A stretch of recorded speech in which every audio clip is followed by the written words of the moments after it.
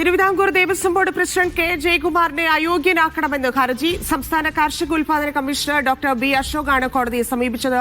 സർക്കാരിന്റെ ശമ്പളം പറ്റുന്ന പദവി വഹിക്കുന്നയാൾ തിരുവിതാംകൂർ ദേവസ്വം ബോർഡ് അംഗമോ പ്രസിഡന്റോ ആകുന്നതിന് അയോഗ്യതയുണ്ടെന്ന് ഹർജിയിലുണ്ട്. കെ ജയകുമാറിനും ദേവസ്വം സെക്രട്ടറിക്കും സർക്കാരിനും തിരുവനന്തപുരം ജില്ലാ കോടതി നോട്ടീസ് അയച്ചിട്ടുണ്ട്. IMG ഡയറക്ടർ പദവി ഒഴിയുമെന്ന് കെ ജയകുമാർ അറിയിച്ചു. മെഷീനറി ഉപയോഗിച്ച് മറുപടി പറയും. ഒരു സർക്കാർ ഉത്തരവിന്റെ അടിസ്ഥാനത്തിൽ ഞാനിവിടെ ഇരിക്കുന്നു. അവിടെ IMGയിൽ ഞാൻ തുടരുന്നുള്ള ശരിയാണ്. രണ്ടിടത്തുനിന്ന് ശമ്പളം വാങ്ങുന്നില്ല, എന്തായാലും ഒരിടത്തുനിന്നേ വാങ്ങുന്നുള്ളൂ. ദേവസ്വം ബോർഡിൽ ഞാനൊന്നും വാങ്ങുന്നില്ല. ഇപ്പോൾ അവിടെ എനിക്ക് പകരമായ ഒരാളെ ഈ ഉടനെ തന്നെ ഗവൺമെൻറ് പോസ്റ്റ് ചെയ്യുമെന്നാണ് എനിക്ക് ഇവിടെ ചാർജ് എടുക്കുമ്പോൾ എനിക്ക് തന്ന ധാരണ.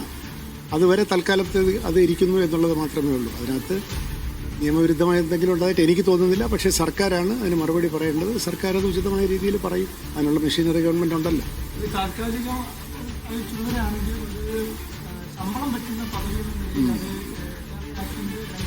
എനിക്കതിനെപ്പറ്റി ഞാൻ എന്തെങ്കിലും പ്രതികരിക്കുന്നത് ശരിയല്ല. പിന്നെ ഗവൺമെന്റിൽ നിന്നല്ല ഞാൻ ശമ്പളം പറ്റുന്നത് എന്നുള്ളത് ശരിയാണ്. അതൊരു ഓട്ടോണമസ് ബോഡിയാണ്. അവിടെ നിന്നാണ് ശമ്പളം പറ്റുന്നത്. ഞാനിപ്പോൾ എൻ്റെ ഒരു കാഴ്ചപ്പാട് പറയേണ്ട കാര്യമില്ല. അത് ഗവൺമെന്റ് അത് ഉചിതമായ രീതിയിൽ മറുപടി കൊടുക്കട്ടെ. ഞാനിപ്പോൾ ഗവൺമെന്റ് പറഞ്ഞനുസരിച്ച് ഇവിടെ വന്നു എന്നുള്ളതാണ്.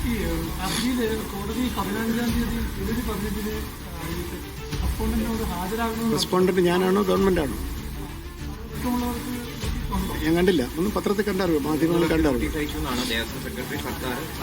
ഇതിനകത്ത് ഞാൻ എന്തെങ്കിലും എൻ്റെ ഒരു പ്രവൃത്തി അല്ലല്ലോ ഇവിടെ ചോദ്യം ചെയ്തിരിക്കുന്നത്.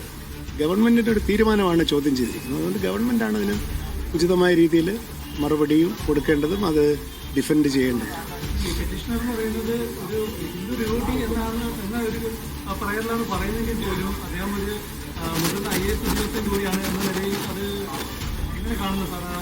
ഞാനിപ്പോൾ ചീഫ് സെക്രട്ടറി അല്ലല്ലോ ഇത്തരം കാര്യങ്ങളുടെ അഭിപ്രായം പറയാൻ.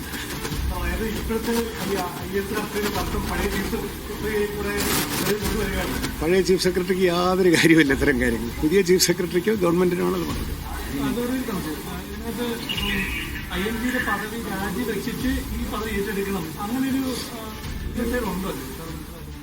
ഇല്ലെന്നാണ് എനിക്ക് തോന്നുന്നത്. കാരണം ക്ലാഷ് ഓഫ് ഇൻട്രസ്റ്റ് ഉള്ള രണ്ട് ജോലിയല്ല. പിന്നെ രണ്ടിടത്ത് ശമ്പളം വാങ്ങുന്നില്ല. അത് താൽക്കാലികം എന്ന് പറഞ്ഞാൽ ഇവിടെ ഇപ്പോൾ സർക്കാരിൻ്റെ നമ്മുടെ പെരുമാറ്റച്ചട്ടമൊക്കെ നിലവിലുണ്ടല്ലോ. അവിടെ ഒരാളെ പോസ്റ്റ് ചെയ്യേണ്ട ഒരു താമസം. ഞാനത് വിട്ടെറിഞ്ഞിട്ട് വരാൻ പറ്റില്ലല്ലോ നമുക്കൊരു ജോലി. അതിനൊരു ക്രമീകരണം വരണ്ടേ. ഒരാൾക്ക് ചാർജ് കൊടുക്കാൻ ഗവൺമെന്റ് പറയണം. ആ ഉത്തരവ് വരുന്ന സമയത്ത് കൊടുത്തിട്ടേക്ക് പോയി. ഉണ്ട്. ഇപ്പം ശമ്പളം പറ്റുന്നുണ്ട്. ഇവിടുന്ന് പറ്റുന്നില്ല. ഇവിടുന്നൊന്നും ഞാൻ വാങ്ങുന്നില്ല. അത് വിട്ട് ഞാൻ പറഞ്ഞില്ല. ഞാനിപ്പോൾ ചീഫ് സെക്രട്ടറി അല്ലല്ലോ ഇത്തരത്തിലുള്ള സർവീസ് കാര്യങ്ങളെപ്പറ്റി ഒരു ആധികാരികമായ അഭിപ്രായം പറയാം. നിങ്ങൾ ദേവസ്വത്തിന്റെ കാര്യങ്ങളൊക്കെ ചോദിച്ചിട്ട് അത് എന്തായെന്ന് എനിക്ക് അറിഞ്ഞുകൂടാ. അതിനെപ്പറ്റി ഉത്തരം പറയാതിരിക്കുകയല്ലേ നല്ലത്. നമ്മളെ സർക്കാർ ഓരോ ജോലികൾ ഏൽപ്പിക്കുന്നു. നമ്മുടെ കഴിവിനനുസരിച്ച് അത് ചെയ്യുന്നു പോകുന്നതുള്ളതല്ലാതെ അതിൽ കൂടുതൽ ഞാനിതിനെ വൈകാരികമായിട്ടൊന്നും കാണുന്നില്ല.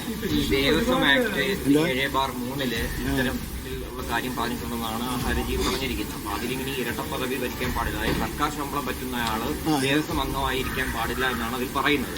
ഗവൺമെന്റ് അത് പരിശോധിക്കട്ടെ. ഞാൻ എന്തെങ്കിലും പറയുന്നത് ശരിയല്ല. അതിനൊരു സർക്കാർ നോട്ടിഫിക്കേഷന്റെ അടിസ്ഥാനത്തിൽ ബോർഡ് പ്രസിഡന്റ് ആവാൻ പറഞ്ഞു. ഞാൻ ബോർഡ് പ്രസിഡന്റായി. അത് നമ്മൾ നിയമം പോലെ ചെയ്യാം. ഇതിൽ കൂടുതലൊന്നുമില്ല.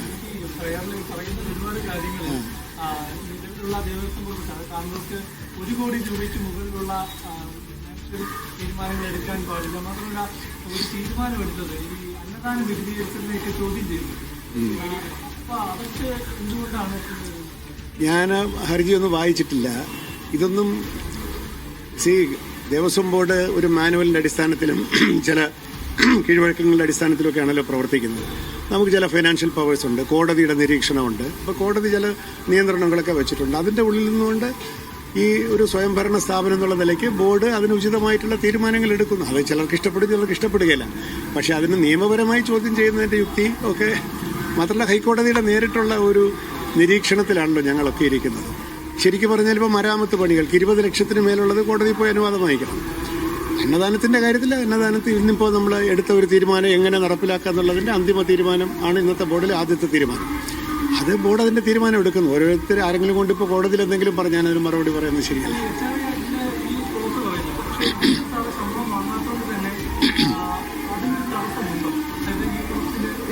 ശമ്പളം വാങ്ങാതെ വേണമെങ്കിൽ ഞാൻ സമ്പന്നനാണെങ്കിൽ എനിക്ക് ദേവസ്വം ബോർഡ് പ്രസിഡന്റായിട്ട് ശമ്പളം വാങ്ങാതെയും അല്ലെങ്കിൽ അലവൻസ് വാങ്ങാതെയും തുടരാം ഇല്ലേ?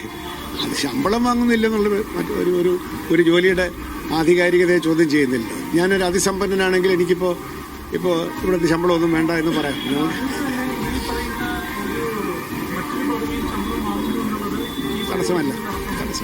തടസ്സമല്ലെന്നാണ് എനിക്ക് തോന്നുന്നത്.